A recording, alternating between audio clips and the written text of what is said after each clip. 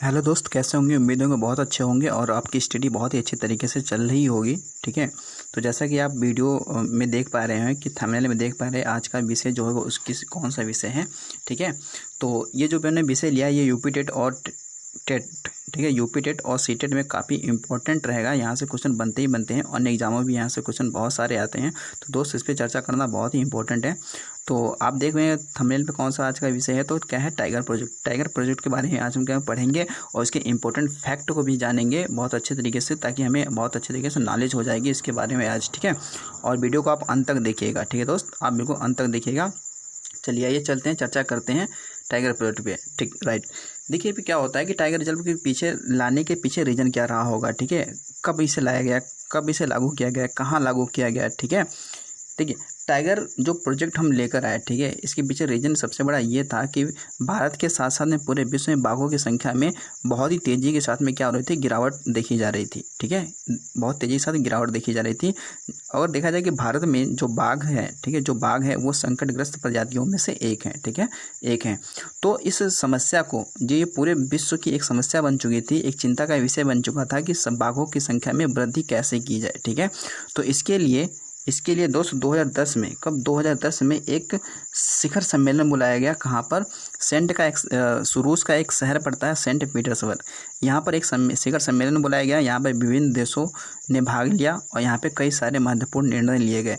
इनमें से 2-3 महत्वपूर्ण निर्णय इंपॉर्टेंट हैं जो आपको हम बता दे रहे हैं। ठीक है, देखिए इसमें ये बताया गया कि 2010 में, क्या 2010 की तुलना में जितने भी बाघ हैं उनको 2022 तक क्या करना है, दोगुना करना है। उनकी संख्या को 2022 तक दोगुना करना है। एक निर्णय ये लिया गया। दूसरा निर्णय क्या लिया गया, ठीक है, कि 29 जुलाई को क्या है, प्रत्येक 29 जुलाई को वर्ल्ड टाइगर डे मनाया जाएगा। ठीक है, 29 जुलाई को क्या मनाया जाएगा, वर्ल्ड टाइगर डे मनाया जाएगा। क्यों मनाया जाएगा?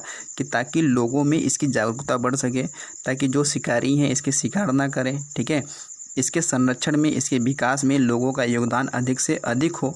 ठीक है, इसके लिए प्रत्येक वर्ष 29 जुलाई को क्या मनाना प्रारंभ कर दिया गया, वर्ल्ड टाइगर डे मनाना प्रारंभ कर दिया गया। ठीक दोस्त, चलिए तो आप जान गए टाइगर प्रोजेक्ट हमने क्यों शुरू किया, क्योंकि इनकी संख्या को क्या करना था, हमें 2022 तक दोगुना करना था। ठीक है दोस्त, चलिए आइए देखते हैं। देखिए टाइगर प्रोजेक्ट कब आया। ठीक है, टाइगर प्रोजेक्ट, ठीक है, 1973 में लाया गया। ठीक है, टाइगर प्रोजेक्ट 1973 में लाया गया। उस समय वर्तमान जो प्रधानमंत्री थे हमारे, वो कौन थी, तो श्रीमती इंदिरा गांधी थी। ठीक है, ये लाया गया। कब लाया गया दोस्त, 1973 में। टाइगर प्रोजेक्ट कब आया, टाइगर प्रोजेक्ट आया 1973 में। एक्चुअल डेट की बात करें तो 7 अप्रैल 1973 को आया। ठीक है, टाइगर प्रोजेक्ट। टाइगर प्रोजेक्ट को एक और नाम देते हैं बाघ बचाओ परियोजना। क्या नाम देते हैं दोस्त, बाघ बचाओ परियोजना। ठीक है, जब ये टाइगर प्रोजेक्ट लाया गया तो इसे सर्वप्रथम कहाँ पर लागू किया गया, यानी कहाँ से शुरुआत की गई। तो टाइगर जो प्रोजेक्ट था, इसको सर्वप्रथम इसकी जो शुरुआत की गई थी वो उत्तराखंड का, ठीक है, जो जिम कॉर्बेट राष्ट्रीय उद्यान है, यहाँ से इसको शुरू किया गया था। ठीक है, और जिम कॉर्बेट जो राष्ट्रीय उद्यान है, ये भारत का सबसे पहला राष्ट्रीय उद्यान है। इसकी स्थापना 1936 में की गई थी। ठीक है, 1936 में की गई थी। ठीक है, इसका पूरा नाम हैली नेशनल पार्क है। क्या है, हैली नेशनल पार्क। ठीक है, यानी आयरिश मूल के एक बहुत ही बड़े, ठीक है, दार्शनिक के साथ साथ में हंटर भी थे, यानी कि शिकारी भी थे। ठीक है, कौन, तो एडवर्ड जेम्स कॉर्बेट, इनके नाम पर इसकी स्थापना की गई थी। ठीक है, और इसके बीच से एक नदी बहती है, रामगंगा नदी, जो कि गंगा की सहायक नदी है। ठीक है, सबसे बड़ी सहायक भी नदी भी है। ठीक है, चलिए अब आगे देखते हैं कि अगर हम बात करें टाइगर प्रोजेक्ट को लेकर, तो टाइगर प्रोजेक्ट सबसे पहले कहाँ, टाइगर रिजर्व कहाँ सबसे पहले स्थापित किया गया था, उत्तराखंड के नैनीताल जो जिला पड़ता है वहाँ पर इसकी स्थापना की गई। ठीक है, तो ये पहला था हमारा टाइगर प्रोजेक्ट, यहीं से शुरुआत हुई थी। फिर उसके बाद देखते हैं, देखें अगर हम बात करें कि भारत का सबसे बड़ा टाइगर रिजर्व कौन सा है, तो भारत का सबसे बड़ा जो टाइगर रिजर्व है वो कौन सा है, नागा अर्जुन श्रीशैलम है। ठीक है, जो कि कहाँ पर है, आंध्र प्रदेश में है, जो कि 5 जिलों में ये फैला हुआ है, जो कि सबसे बड़ा है। ठीक है, सबसे छोटे की बात करें तो सबसे छोटा है बोर टाइगर रिजर्व। ये कहाँ पे है, महाराष्ट्र में। कहाँ पे दोस्त, महाराष्ट्र में है, वर्धा जिला पड़ता है, वर्धा जिला में है, और वर्धा जो नदी घाटी है उसी के पास में ये स्थित है। ठीक है, बोर। अगर हम बात करें कि जब ये टाइगर प्रोजेक्ट लाया गया तो उस समय 9 टाइगर रिजर्व की स्थापना की गई थी 18 राज्यों में। ठीक है, कब, 1973 में प्रारंभ में। ठीक है, लेकिन वर्तमान में देखें दोस्त, वर्तमान में ये 51 हो चुका है। कितना हो चुका है? 51 हो चुका।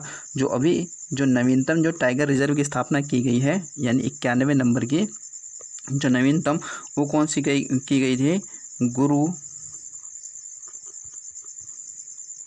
घासीदास, ठीक है, टाइगर रिजर्व। ये कहाँ पे है? तो ये आपका छत्तीसगढ़ में है। कहाँ है दोस्त? छत्तीसगढ़ में। छत्तीसगढ़ में एक जिला पड़ता है कोरिया, वहीं पे ये है। ये नवीनतम है दोस्त। ये भी 2020 में है। 2020 की शुरुआत में ही ये इसकी स्थापना की गई थी। तो ये एग्ज़ाम में बन भी सकता है क्वेश्चन, तो इसे याद रखिएगा, ठीक है। ये नवीनतम है। फिर उसके बाद में देखिएगा, अभी जो हमने बात की कोरिया को लेकर। अब कोरिया ये देश नहीं है दोस्त, क्या है? ये छत्तीसगढ़ का एक ज़िला है, ठीक है। जो ये कर्क रेखा आती है और ये जो ऊपर से मानक समय रेखा आती है, तो ये दोनों एक दूसरे को कहाँ पे क्रॉस करते हैं? तो ये कोरिया नामक स्थान में क्या करते हैं? क्रॉस करते हैं। ये कहाँ पे पड़ता है? कोरिया, तो छत्तीसगढ़ में, ठीक है। भारत के 8 राज्यों से कर्क रेखा गुजरती है, जबकि भारतीय मानक समय रेखा कितने राज्यों से गुजरती है? तो 5 राज्यों से गुजरती है, ठीक है। तो याद रखेंगे। चलिए उसके बाद देखते हैं, हमने अभी जो लेटेस्ट जो टाइगर गणना हुआ, जो बाघों की गणना हुई 2018 में। कब हुआ? 2018 में। इस रिपोर्ट में क्या बताया गया? देखिए दोस्त, इस रिपोर्ट में ये बताया गया है कि भारत में कितने टाइगर हैं? तो 2967 टाइगर रिजर्व हैं, जबकि पूरे विश्व में कितने टाइगर हैं? तो 3900 हैं। अगर परसेंटेज देखा जाए तो ये लगभग आपके 76% के बराबर है, ठीक है दोस्त। कितने? 76% के बराबर है। यानी आप समझ पा रहे हैं कि पूरे विश्व में जितने भी बाघ पाए जाते हैं, उसका 76% बाघ कहाँ पाए जाते हैं? टाइगर कहाँ पाए जाते हैं? तो हमारे इंडिया में पाए जाते हैं, ठीक है। और देखिए इस रिपोर्ट से एक चीज़ और निकल के आई, क्या कि जो हमें टारगेट 2022 में पूरा करना था, ठीक है, जो लक्ष्य में 2022 में पूरा करना था, वो हमने देखा कि हमने उसे 2018 में ही पूरा कर लिया। यानी भारत सरकार की इतनी गजब की पॉलिसी थी, ठीक है। भारत सरकार ने बाघों के संरक्षण के लिए इतना अच्छा काम किया, बहुत सारी परियोजनाएं लागू की, और साथ साथ में इसमें जो भारत के लोग हैं, जो मानव हैं, ये भी काफ़ी योगदान इसमें दिए, ठीक है। उनका शिकार कम किया, उनको संरक्षित किया, उनको महत्व दिया। तो इसकी वजह से हमने क्या कर लिया? 2018 में इस टारगेट को पूरा कर लिया, ठीक है, जो कि हम दुनिया के सामने एक दर्पण के रूप में उभर गया है, ठीक है, टाइगरों के संदर्भ में, ठीक है दोस्त। उसके बाद में देखिए क्या हुआ कि इस रिपोर्ट में और बताया गया कि देखिए जो एमपी है ना, एमपी में सर्वाधिक टाइगर हैं। कितने हैं? 526 है। कितने हैं? 526 हैं। और जबकि कर्नाटक में कितने हैं? ये सेकंड नंबर पे है। कर्नाटक में 524 है। कितने हैं? 524 हैं। तो सबसे अधिक टाइगर कहाँ है? एमपी में। सेकंड नंबर पे कर्नाटक है। और देखिए पर्वतीय जितने भी राज्य हैं, जितने भी हिमालयी राज्य हैं, जो पर्वतीय राज्य हैं, उनमें सबसे अधिक जो टाइगरों की संख्या है वो कहाँ है? उत्तराखंड में है, यानी कि यूके में है 442। यहाँ पे कितने? 442। ये थर्ड नंबर पे है।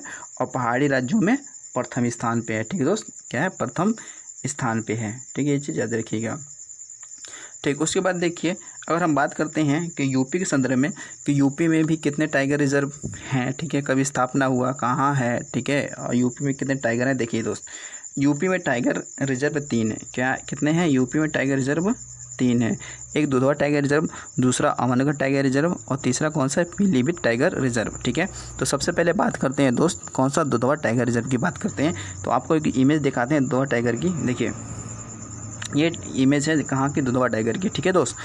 देखिए दुधवा जो टाइगर रिजर्व है, ठीक है, इसकी स्थापना 1987 में हुई, ठीक है। ये टाइगर रिजर्व कब घोषित हुआ? 1987 में, ठीक है, 1987 में हुआ। ये क्या है कि यूपी का यानी उत्तर प्रदेश का एकमात्र क्या है? राष्ट्रीय उद्यान है, ठीक है।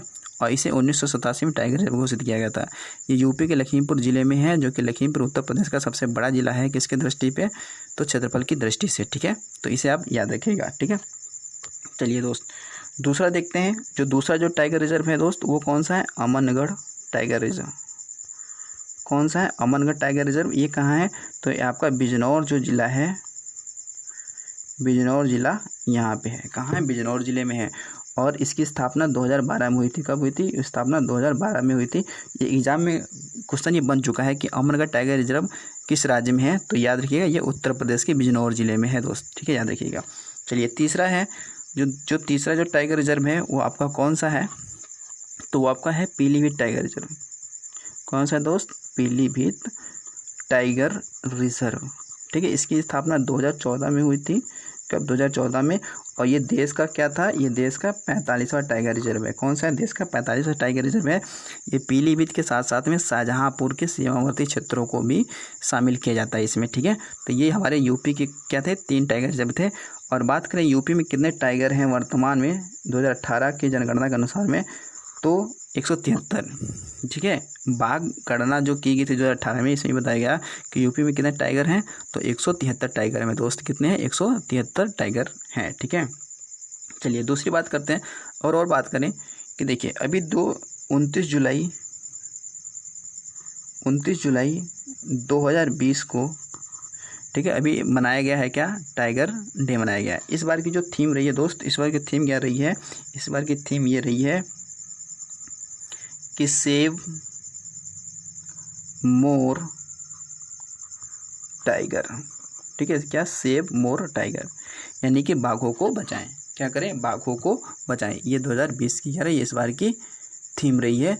ये भी आप क्या रखेंगे, याद रखेंगे, एग्जाम में बन सकता है क्वेश्चन लेटेस्ट, ठीक है। देखिए उसके बाद और हम बात करते हैं, इसके बारे में बात करते हैं। देखिए 1973 में, ठीक है, कब, 1973 में भारत सरकार ने, ठीक है, बाघ को राष्ट्रीय पशु भी घोषित किया था। क्या, राष्ट्रीय पशु भी घोषित किया था।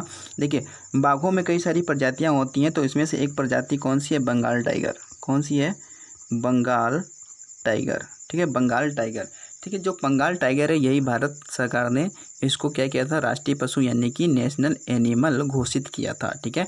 एक पता है कि जो पश्चिम बंगाल है, वेस्ट बंगाल है, वहाँ पर एक सुंदरवन का डेल्टा है, ठीक है। सुंदरवन का डेल्टा है जो गंगा और ब्रह्मपुत्र नदी के बीच में बनता है।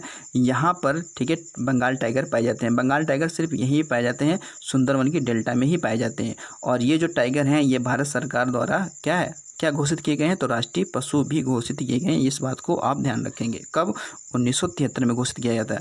आपके लिए मैं एक क्वेश्चन छोड़ रहा हूँ, आप कमेंट बॉक्स में लिख के जरूर बताइएगा। हमें ये बताइएगा कि बाघ से पहले भारत का राष्ट्रीय पशु क्या था, ठीक है। ये हमें कमेंट बॉक्स में जरूर लिख के बताइएगा।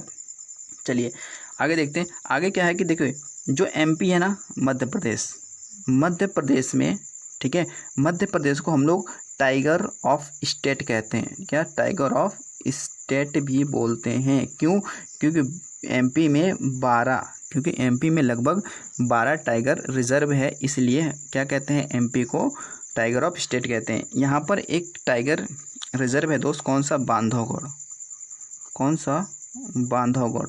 ये बांधवगढ़ जो टाइगर रिजर्व है, ठीक है, यहाँ पर बहुत सारे बाघ पाए जाते हैं। क्या, बहुत सारे टाइगर पाए जाते हैं, ठीक है। क्या, बहुत सारे टाइगर यहाँ पे पाए जाते हैं। अगर आपसे पूछा जाए कि देखिए टोटल हमारे 51 है ना, तो 51 में सबसे अधिक टाइगर कहाँ पाए जाएंगे, तो ये बांधवगढ़ जो टाइगर रिजर्व है एमपी में, यहाँ पे सबसे अधिक टाइगर पाए जाते हैं। इस बात को आप ध्यान रखिएगा, ठीक है।